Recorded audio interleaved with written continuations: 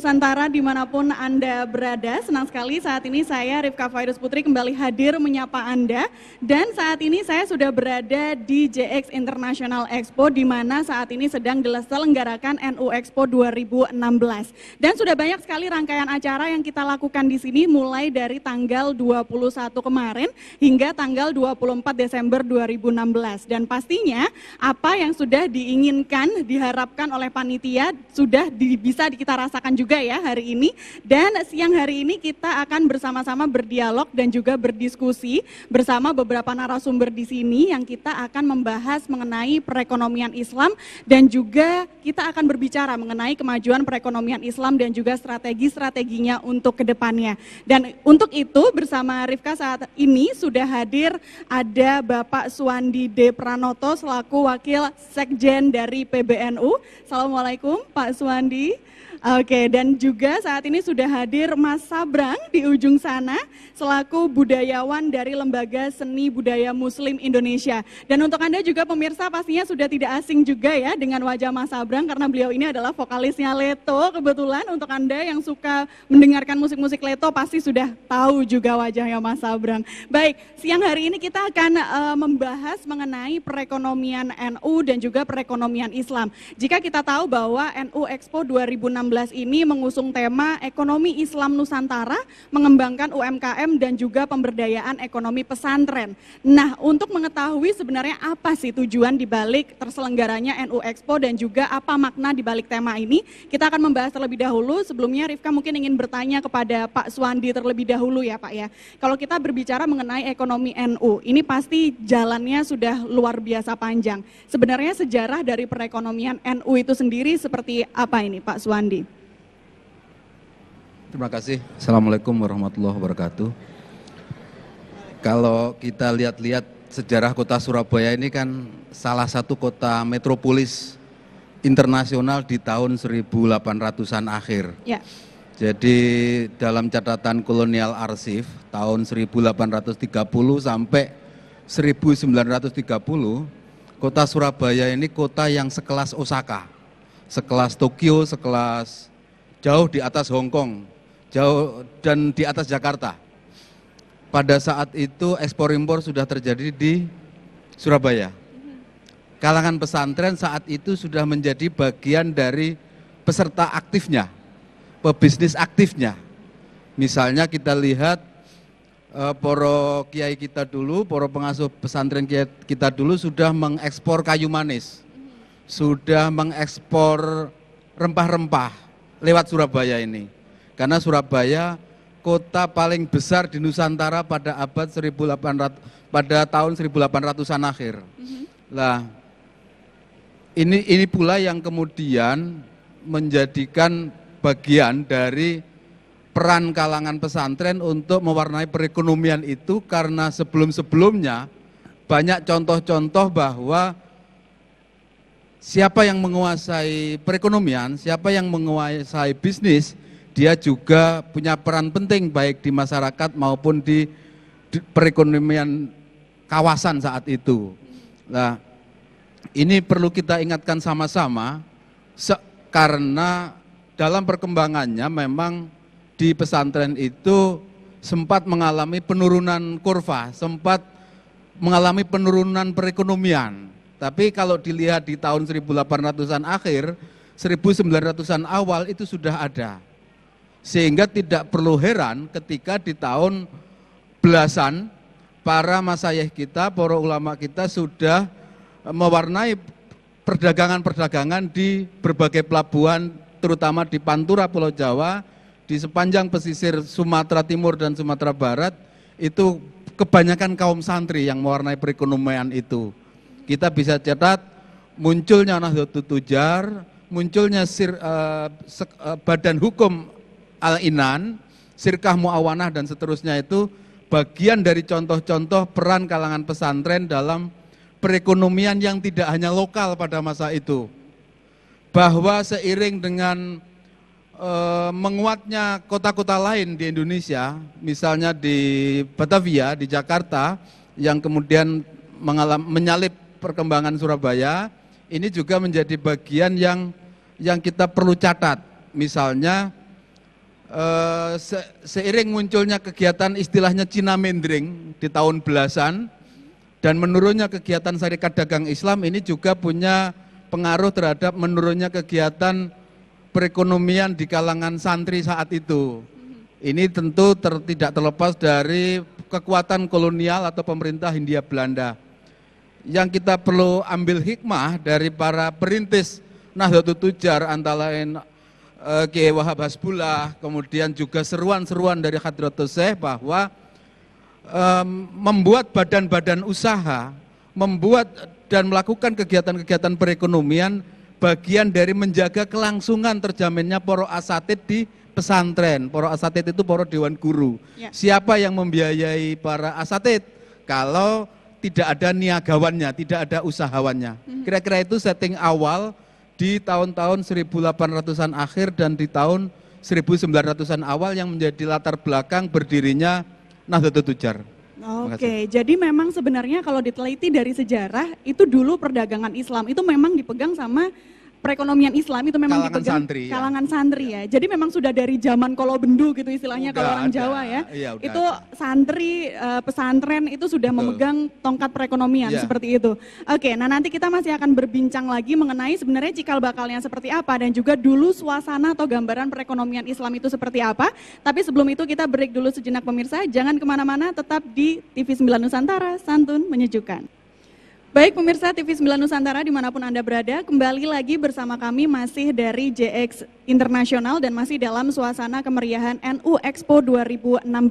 Dan saat ini Rifka masih bersama dengan Bapak Suwandi dan juga Mas Sabrang di sini. Dan tadi kita sudah membicarakan mengenai ini jalannya dulu perekonomian NU itu seperti apa. Nah Pak Suwandi, kita lanjutkan sedikit. Ini sebenarnya kalau bisa dibilang cikal bakal perekonomian NU ini dulu seperti apa dan dulu strategi perekonomian NU di masa lalu yang digunakan itu seperti apa? Pak Suwandi, silahkan. Bentuk-bentuk teknisnya ada di 3 lapisan kira-kira, di kalangan atas sampai pada tingkat ekspor impor. Kita bisa lihat catatan-catatan di Nahdlatul Tujar itu pernah impor sepeda sama sabun dari Tiongkok dan dari Jepang di tahun-tahun belasan sampai tahun 20-an akhir. Kemudian di tingkat menengah itu perdagangan menengah, kita bisa lihat misalnya catatan-catatan tentang kalau dulu ada istilahnya cikar. Cikar itu satu pedati yang ditarik oleh sapi. Ya. Itu sekian pesantren itu punya cikar-cikar yang itu isinya komoditi-komoditi yang diperdagangkan. Oke. Itu bentuknya perdagangan. Di tingkat masyarakat ada istilahnya kalau masa kecil saya itu namanya derep. Derep itu dari kata mudorobah, sistem bagi hasil usaha. Nah, kata derep ini biasanya dinisbatkan kepada orang yang punya sawah dengan orang yang tidak punya sawah, atau orang yang punya faktor produksi dengan yang tidak punya faktor produksi. Biasanya diistilahkan dengan, kalau di Jawa Tengah, maro dan mertelu. Nah, pola-pola hubungan kerjasama yang demikian ini ada di banyak level, ada di banyak kalangan masyarakat. Jadi bentuk-bentuk kegiatan bagi hasil yang paling teknis antara lain dalam bentuk pengerjaan sawah atau ladang atau semacamnya, juga bagi hasil dalam usaha-usaha baik koperasi maupun perniagaan, istilah sekarang korporasi. Munculnya kata sirkah muawanah, munculnya kata-kata yang sering dilazim di pesantren disebut dengan badan usaha al-inan, itu contoh-contoh bentuk badan usaha yang sudah dilakukan oleh para pengasuh pesantren, para kaum santri di awal tahun 1900-an. Kalau ini kita lihat bentuk teknisnya, tapi konsep perdagangannya, konsep ekonominya, tentu konsep-konsep yang sudah lama berjalan, baik di zaman para sahabat, di zaman Kanjeng Nabi bahkan, yang itu turunan-turunannya, warisan-warisannya kita bisa lihat bentuk-bentuk antara lain pola-pola kerjasama yang tadi diistilahkan misalnya derep atau mudorobah, dari bahasa Arab istilahnya mudorobah. Contoh-contoh pola kerjasama bagi hasil, contoh-contoh pola kerjasama permodalan, ini sudah jalan sepanjang dunia Islam itu berkembang, hanya mengalami pasang surut, kira-kira itu. Oke, jadi memang sepanjang perjalanannya mengalami pasang surut yang nggak mudah, seperti itu ya Pak. Oke, sekarang saya beralih ke Mas Sabrang. Mas Sabrang, kalau melihat dari dulu ceritanya perekonomian NU itu seperti apa, perekonomian Indonesia, perekonomian Islam itu seperti apa. Nah, apa sebenarnya yang berubah dari sistem perekonomian yang dulu dengan yang sekarang sedang berlangsung? Kalau dari Mas Sabrang sendiri melihatnya seperti apa? Silakan. Ini jawaban yang pertanyaan yang sederhana, jawabannya ngeluh ini sistem perekonomian. Sistem perekonomian itu berubah hampir 50 tahun sekali. Ya. Dari merkantilis sampai segala macam itu berubahnya berkali-kali. Tapi kalau kita mau melihat garis merahnya, itu hubungannya sederhana antara komoditi, komunikasi, community. Intinya bagaimana interaksi di antara tiga tersebut. Jadi siapa yang memiliki komoditi dan punya inovasi pada komoditinya, dia akan punya peran penting dalam sistem ekonomi tersebut. Siapa yang memegang komunikasi dan cara komunikasi yang baru, dia akan memegang juga, dia akan punya peran yang sangat penting. Lagi-lagi nanti community yang akan punya dia menjadi lapangan di mana komoditi dan komunikasi itu bermain. Nah itu kalau mau kita mengambil dari belakang itu perkembangannya bermacam-macam. Tapi kalau mau melihat ke belakang peran pesantren itu memang saya langsung berangkat ke situ saja, saya langsung nembak ke situ. Bentuk pesantren kan tidak semerta-merta lahir nih. Ini kita punya sejarah panjang bentuk yang seperti ini. Saya tadi sempat bercerita tentang asram, tentang sastri dan seterusnya. Kalau kita mau ngomong industri yang sekarang terkenal yaitu batik. Batik itu lahir dari pesantren, itu lahir dari asram. Kalau dari buku sejarah, kata batik pertama keluar tahun 17-an, ketika zamannya Sultan Agung. Sebelum itu, sebelum diambil oleh keraton, batik itu tersebar dan berkembang teknologinya di pesantren-pesantren. Karena pesantren-pesantren itu yang dulu disebut asram, itu dia memegang inovasi seni, inovasi sains, inovasi teknologi dan pemahaman religi. Ada banyak faktor di situ.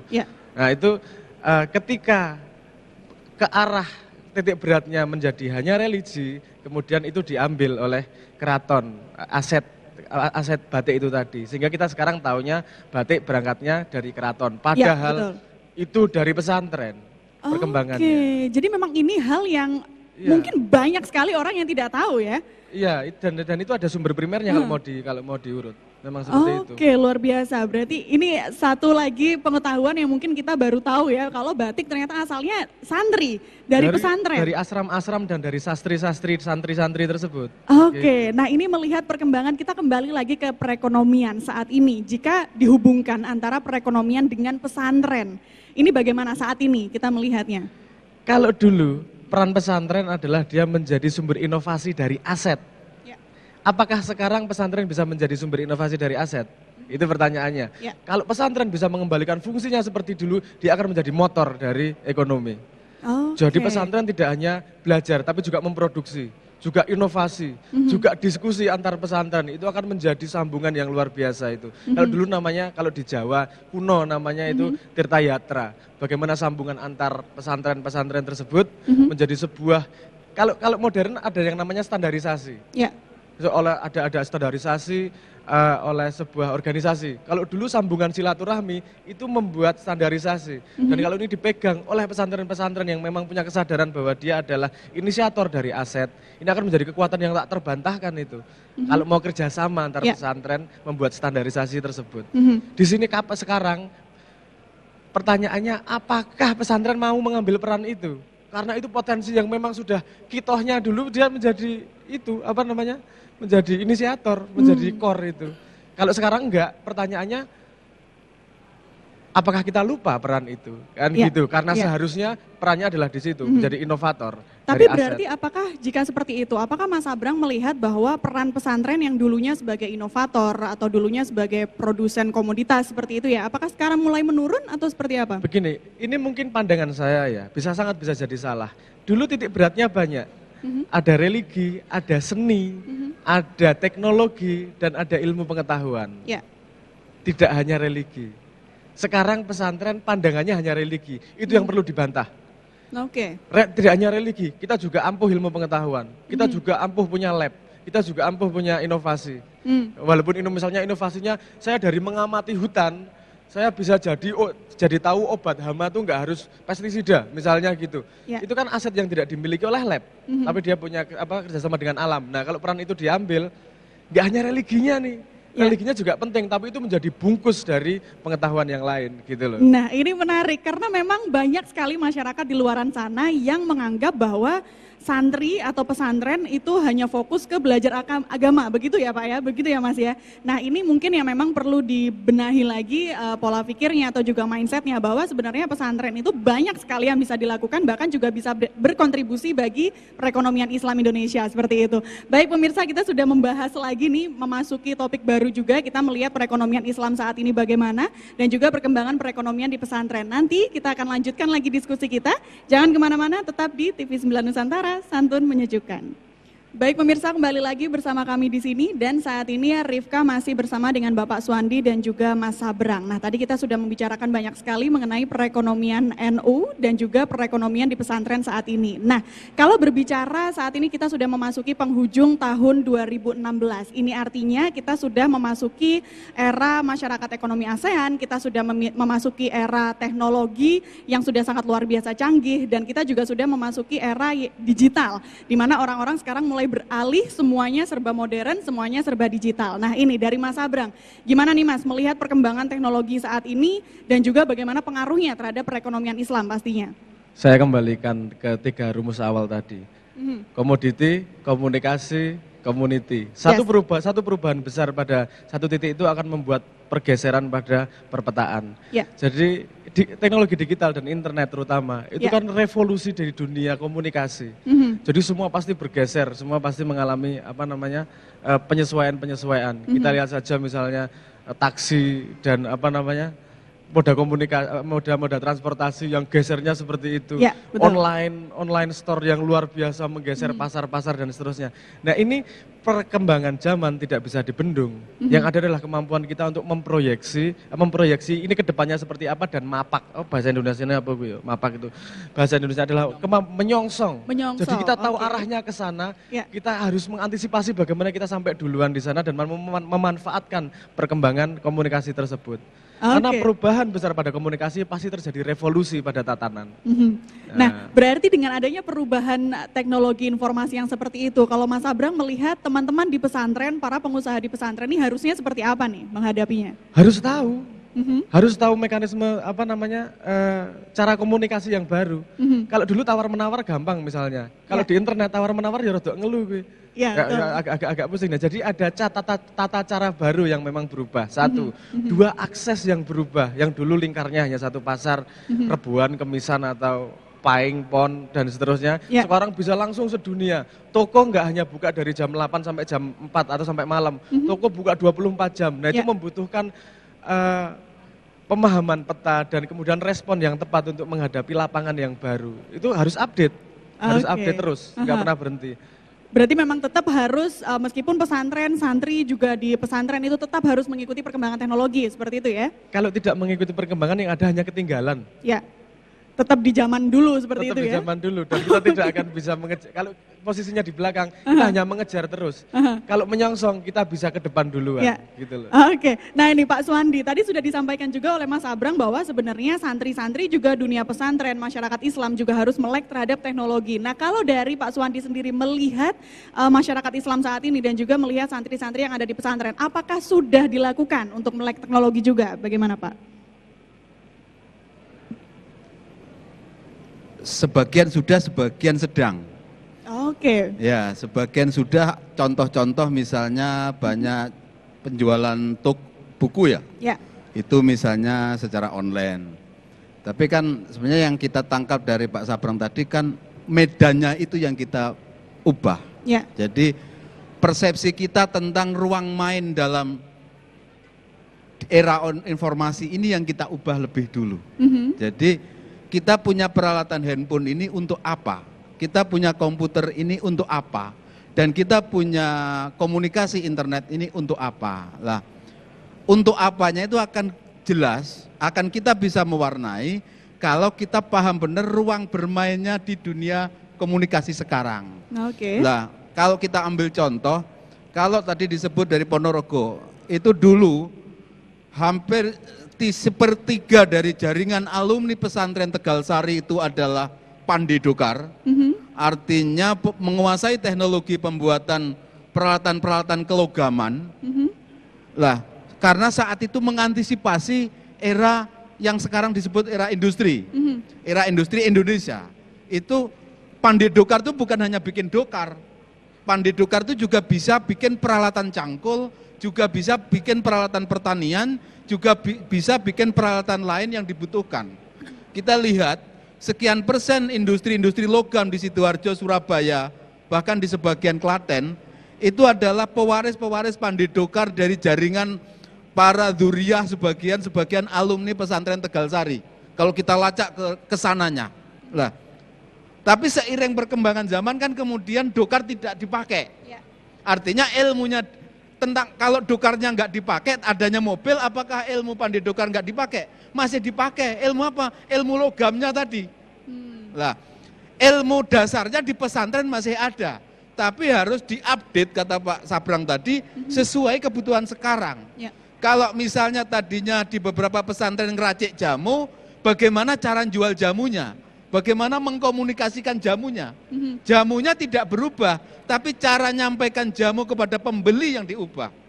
Oke. Pandainya tidak berubah, tapi produk pandainya yang diubah. Bahannya kan tetap besi, bahannya tetap logam. Demikian contoh-contoh, misalnya di Martapura, ada pesantren-pesantren yang memproduksi lempok sampai baju sasirangan. Baju batik sasirangan ini sekian persennya itu adalah produk pesantren. Para asuhan-asuhan tuan guru kalau istilah di Kalimantan Selatan. Barangnya tidak berubah komoditinya, tapi cara menyampaikannya kepada pembeli yang berubah. Kalau tadinya manual lewat etalase, sekarang etalasenya sebagian ada di handphone. Nah, ini contoh memperbarui ruang komunikasi. Jadi ruang komunikasi antara produsen dengan konsumen yang diperbarui. Kira-kira itu. Oke, berarti memang caranya yang diperbarui ya. Oke, nah ini untuk melihat dari pesantren-pesantren saat ini nih Pak Suwandi, usaha atau pengusaha-pengusaha dari pesantren ini apakah sudah cukup bervariasi dari berbagai sektor bidang perekonomian atau masih terpusat di satu bidang saja nih kira-kira pengusaha-pengusaha pesantren saat ini Pak Suwandi? Di antara koperasi pesantren yang mendapat kategori grade A itu antara lain misalnya pesantren Sidogiri. Itu asetnya sudah triliunan. Kemudian ada beberapa pesantren di sekitar Jombang yang asetnya juga udah belasan atau puluhan miliar. Dari sisi jumlah aset tentu sudah besar.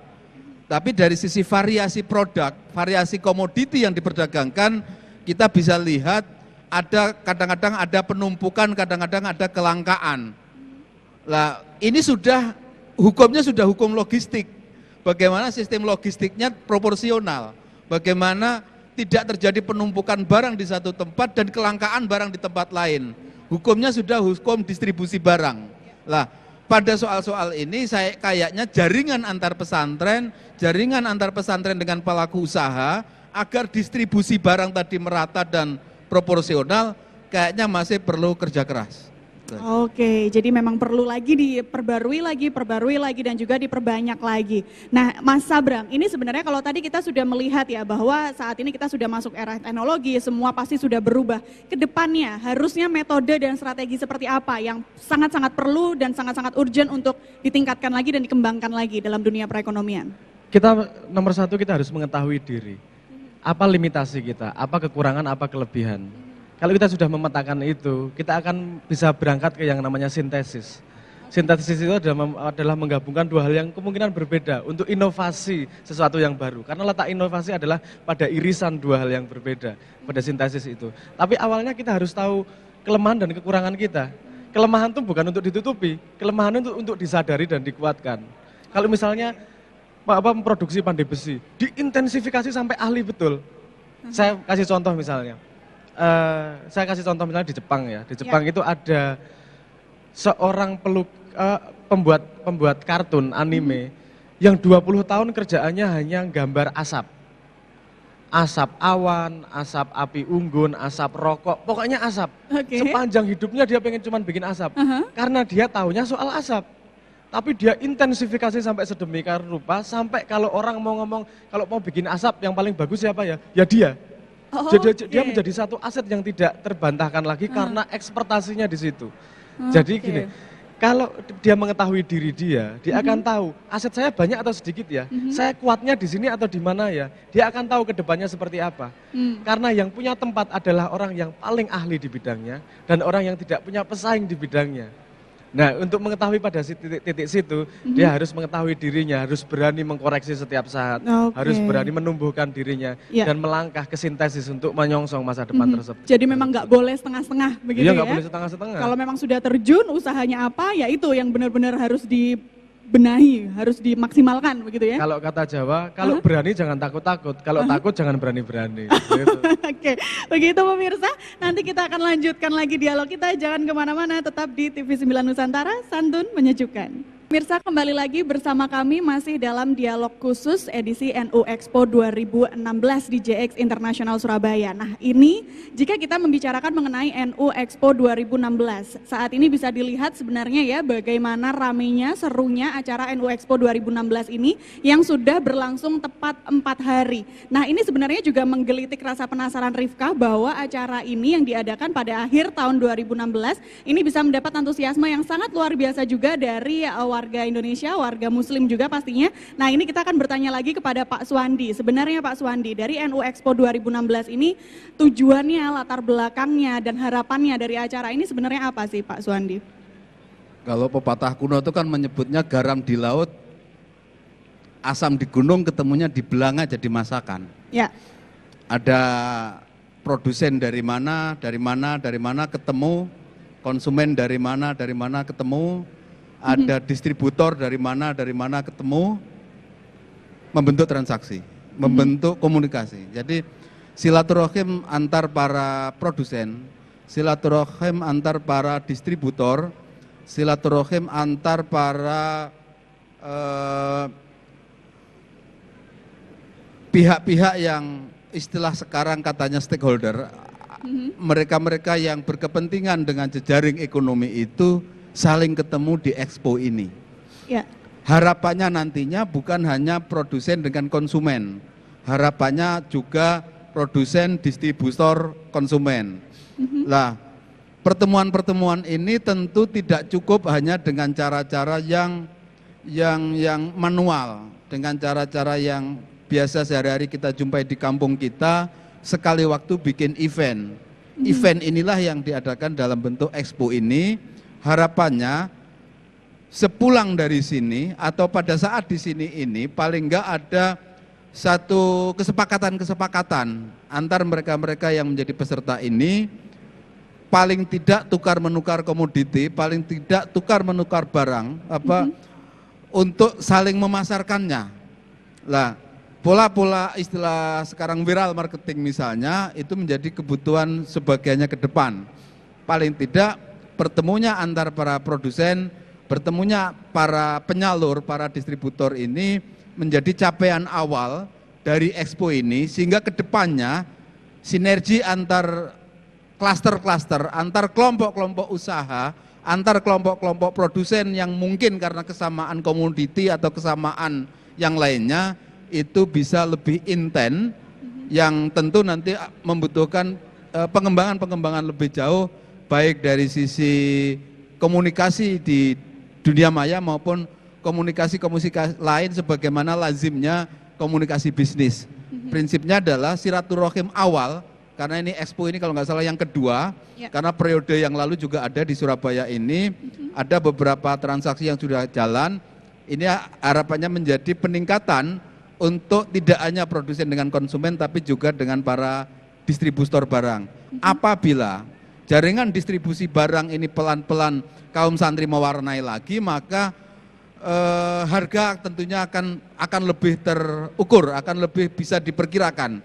Tidak, misalnya kalau di masa limbo itu ada ombak 3 hari, tiba-tiba harga barang di Samarinda naiknya beberapa kali misalnya. Lah, harapannya jaringan itu memperkuat sehingga selisih harga itu makin kecil dan margin makin terukur. Terima kasih. Oke, seperti itu. Dan juga ini sebenarnya susah nggak sih Pak untuk mendapatkan para peserta atau istilahnya apa ya di sini ya, pengusaha-pengusaha yang ikut join dalam NU Expo 2016 ini kemarin. Bagaimana antusiasmenya Pak? Kartunya ada di Gus Mujib sama di Pak Zainal itu. Ya pokoknya berjibaku lah. Gitu ya? Ya, ekstra, very ekstra. Gitu ya, berarti memang malah sampai rebutan gitu ya Pak ya.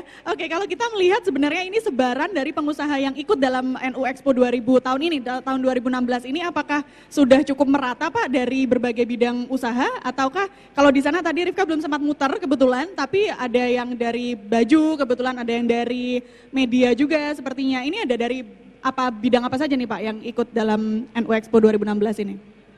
Contohnya kita bisa lihat mulai dari adik-adik kita yang mau perakitan dari SMK misalnya, mulai bumbu pecel dari Madiun, sampai amplang Samarinda, sampai batik dan ramuan Madura ada semua. Oke, sampai sini ya Pak ya? Ada semua. Oke, luar biasa. Jadi kalau bisa dibilang ini dari Sabang sampai Merauke ada mungkin ya? Dari Sulawesi ada, dari Kalimantan banyak, dari Sumatera ada banyak juga, dari Jawa Timur, Jawa Tengah kita bisa lihat. Partisipasinya banyak. Luar biasa, berarti banyak sekali ya di sini. Dan ini mungkin tadi juga sempat disinggung bahwa di sini tema kita adalah ekonomi Islam Nusantara mengembangkan UMKM dan pemberdayaan ekonomi pesantren. Nah ini Rifka akan kembali ke Mas Abrang. Mas Abrang, kita sekarang sepertinya ini kita sedang memasuki yang namanya fenomena UMKM. Benar ya Mas ya, ini UMKM sedang banyak sekali berkembang dan juga sedang digencarkan oleh pemerintah juga. Kalau Mas Abrang melihat UMKM ini harusnya seperti apa? Ya nggak ada harusnya, UMKM adalah pelaku bisnis real. Kalau mau ngomong ke belakang sedikit, yang menyelamatkan Indonesia dari krisis 98 adalah resiliennya, daya lentingnya para pelaku UMKM tersebut. Oke, malah UMKM ini ya? Itu yang menyelamatkan karena mereka bisnisnya bisnis real, bukan yang model-model ngono kuwi. Jadi karena jumlah kita banyak manusianya. Solusi UMKM itu adalah solusi yang menurut saya itu sangat baik karena itu bisa dilakukan oleh banyak orang, bisa menyebar kemana saja, dan salah satu pintu seperti Expo tersebut ini yang tadi dibilang oleh Bapak tadi, kuncinya adalah bagaimana antara UMKM tersebut melakukan silaturahmi. Silaturahmi kan kalau silaturahmi nggak cuma datang sungkem ketika Lebaran, tapi bagaimana persambungan antara UMKM tersebut untuk menjadi sebuah unit yang lebih kokoh, yang lebih besar. Kalau di sudut pandang lain, kartel itu juga silaturahmi urusannya. Sindikasi itu urusannya silaturahmi. Kalau orang-orang pelaku UMKM tidak melakukan silaturahmi dengan caranya sendiri, dia tidak akan bisa melawan modal yang lebih besar. Jadi UMKM digalakkan sebisa mungkin menjadi besar, tapi nggak besar sendiri, besar bareng-bareng. Karena itu sejalan dengan konsep Islam, silaturahmi, rahmatan lil alamin, seneng bareng, ora seneng dewe. Kan gitu. Nah itu sangat digalakkan. Nah, menurut saya Expo ini contoh real dari pengupdatean konsep. Kalau konsep sederhana, salah satu kunci rezeki adalah silaturahmi. Nggak mungkin ngomong salah satu kunci rezeki adalah Expo, kan nggak gitu. Salah satu kunci rezeki adalah silaturahmi. Nah, bentuk silaturahmi pada update yang sekarang adalah Expo salah satunya. Nah itu update konsep yang diaplikasikan pada sesuatu yang baru itu akan menjadikan sintesis-sintesis yang inovatif. Dan itu akan sangat menguntungkan UMKM maupun para pelaku ekonomi mau dari tingkat bawah maupun sampai tingkat atas. Dan kalau tidak salah memang saat ini juga pemerintah sedang gencar untuk memberikan istilahnya bantuan modal yang lebih memudahkan lagi kepada para pelaku yang ingin bekerja di bidang UMKM ini. Seperti itu ya Mas ya kalau nggak salah ya? Ya memang itu terbukti secara zaman bahwa itu yang membuat kita tidak kolaps. Gitu ya? Ya itu memang sangat cocok dengan kultur kita, sosiokultur kita memang seperti itu. Karena memang Indonesia jumlah penduduknya sangat-sangat banyak, jadi memang kita harapkan UMKM juga bisa menjamur gitu ya. Iya harus. Oke. Dan juga sekarang kita lagi memasuki era yang namanya startup. Benar ya? Ini apakah sudah menjamur juga, mulai masuk ke dunia pesantren juga? Startup, menurut Mbak startup itu apa? Bisnis yang lebih ke bidang teknologi sepertinya. Bukan. Startup. Oh salah ya? Startup itu arti dasarnya startup itu adalah pembuatan sebuah usaha atau bisnis yang konsentrasi pertamanya adalah pertumbuhan. Oke. Jadi bukan profit. Dia ngomong 5 tahun pertama bukan profitnya berapa, tapi ekspansi pertumbuhannya seberapa. Jadi itu mau di bidang farmasi, mau di bidang apapun ada yang namanya startup. Yang dimana kuncinya adalah primer dia pada jangka menengahnya adalah pertumbuhan yang paling cepat. Itu dia ngambil apa namanya profitnya bisa belakangan itu. Itu mungkin karena kemudian dunia IT jadi apa namanya jadi populer karena memang nature dunia IT adalah ekspansi sebesar-besarnya, cari user sebanyak-banyaknya dulu, apa untung belakangan kan gitu. Jadi makanya sebutnya startup, padahal startup sudah ada dari dulu. Kalau paradigmanya awalnya adalah, ayo bagaimana aku sebesar mungkin untungnya dikit dulu tak prihatin sih, itu startup namanya. Mbok dean dodolan gorengan, tapi kalau pandangan pertamanya adalah aku bikin cabang sebanyak-banyaknya, produksi sebanyak-banyaknya dulu, untungnya sedikit, yang penting tak kembalikan untuk ekspansi, itu startup udah namanya. Berarti sebenarnya kultur itu sudah dari dulu menjara jauh. Kalau pandangannya primernya adalah pada ekspansi bisnisnya, itu namanya startup. Luar biasa. Baik, berarti memang ini perkembangan kita di dunia perekonomian ini memang bisa kita lihat sudah merambah berbagai bidang dan juga sudah besar sekali perkembangannya. Baik, nanti kita masih akan melanjutkan dialog kita, pemirsa jangan kemana-mana, tetap di TV9 Nusantara, santun menyejukkan. Baik pemirsa, kembali lagi bersama kami di dialog khusus NU Expo 2016, masih dari JX Internasional dan masih bersama dengan Bapak Suwandi dan juga Mas Sabrang di sini. Baik, tadi kita sudah berbincang banyak sekali, mungkin ini saatnya bagi kita untuk mulai menutup perbincangan dialog kita siang hari ini, tapi sebelum itu mungkin Pak Suwandi, apa kesimpulan yang bisa kita dapatkan dari apa yang sudah kita obrolkan tadi mengenai perekonomian Islam, perekonomian NU dan juga perekonomian Indonesia. Silakan Pak Suwandi. Ya, hendaknya ekonomi santri menjadi ekonomi yang sungguh-sungguh menjadi fa'il, menjadi pelaku, bukan hanya menjadi maf'ul, bukan hanya menjadi yang diteliti, hanya menjadi yang dikaji, tapi justru yang menjadi pelaku utamanya itu. Dan kenapa sekarang diadakan Expo? Karena pelaku-pelaku itu agar lebih banyak lagi, agar lebih kuat lagi, karena para perintis kita dulu, para pendahulu kita dulu, para masyayikh kita dulu juga menjadi pelaku-pelaku utama. Bukankah Hadratus Syekh itu pada awalnya juga menghadirkan per bulan ratusan kuda dari Bima untuk menyuplai kebutuhan kuda di Jawa Tengah dan Jawa Timur. Itu salah satunya adalah Kiai Hasyim Asy'ari. Jadi Kiai Hasyim Asy'ari itu dulu juga pedagang besar untuk menghadirkan kuda-kuda dari Bima. Jadi ini contoh saja. Jadi pelaku utama perekonomian sejak dulu itu kaum santri sudah banyak, sekalipun mengalami pasang surut, hendaknya ke depan menjadi aktor-aktor utama lagi, karena dengan cara itulah kelangsungan pesantren, kelangsungan dakwah itu akan juga terpelihara, karena kita mencari sanggunya ibadah itu bagian dari yang wajib sebagaimana wajibnya ibadah itu. Jadi mewarnai perekonomian bagian tak terpisah dari mencari sanggunya ibadah. Terima kasih. Baik. Nah, kalau dari Mas Sabrang sendiri, silahkan kesimpulan dari apa yang sudah tadi kita obrolkan.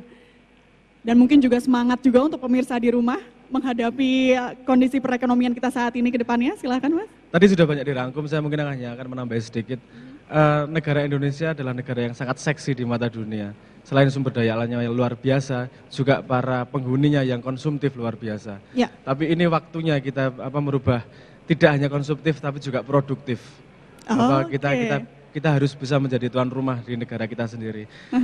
Ekonomi Islam, ekonomi NU, jadikan itu hipotesis ekonomi dan menjadi bukti bahwa itu bisa menjawab tantangan Indonesia, menjawab tantangan dunia, tidak hanya teori. Itu tantangan saya.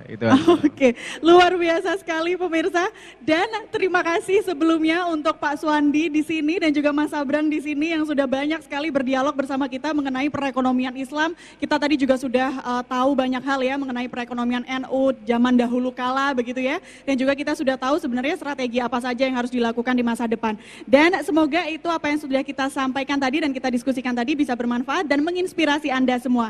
Untuk menutup jumpa kita akan mendengarkan lagi suara emasnya Mas Sabrang di sini. Tapi sebelum itu Rifka pamit undur diri dari dialog khusus. Terima kasih atas kebersamaan Anda. Sampai jumpa. Assalamualaikum warahmatullahi wabarakatuh.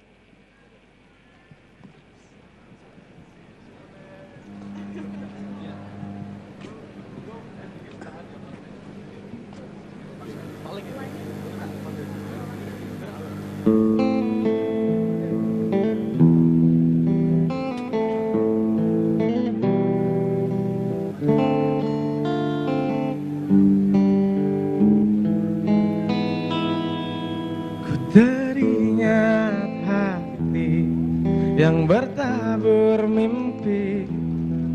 Kemana kau pergi cinta?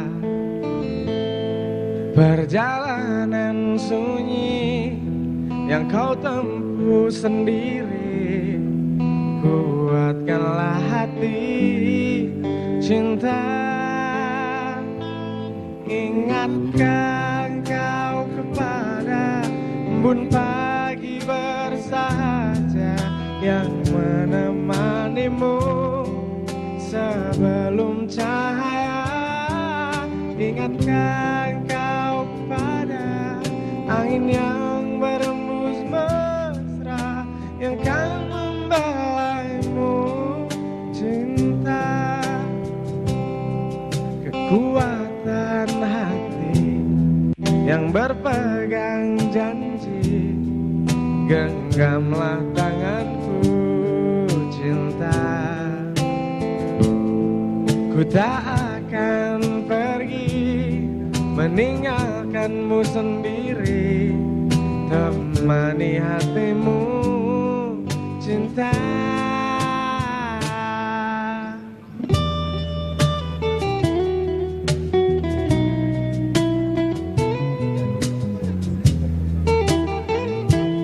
Saya minta tepuk tangannya yang ikhlas untuk para musisi yang luar biasa.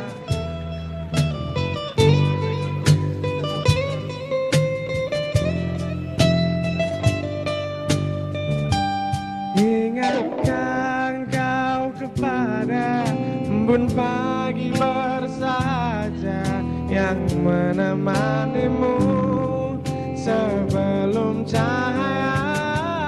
Ingatkan kau kepada angin yang berembus mesra yang kan membelaimu cinta.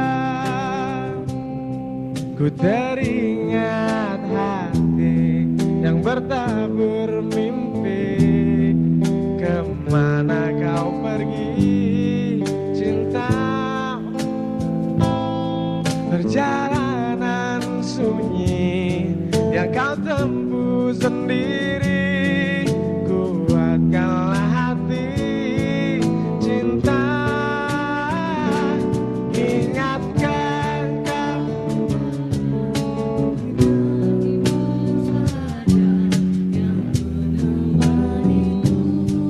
sebelum cahaya. Ingatkan kau kepada angin yang berembus mesra yang kan membelaimu cinta. Ilingo sliramu marang embon enjang kang prasaja kang nganti sliramu tumekaning cahya. Ingatkah engkau kepada angin yang berembus mesra yang kan membelaimu cinta, kan membelaimu.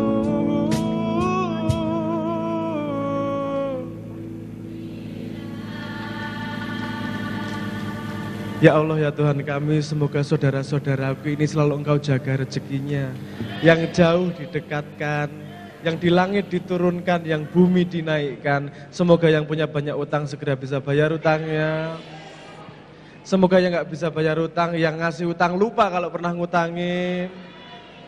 Semoga Anda semua menjadi cahaya untuk Indonesia masa depan, menjadi aktor-aktor pelaku ekonomi yang untuk menumbuhkan Indonesia masa depan. Amin ya rabbal alamin. Allah akan membelaimu. Amin. Cinta.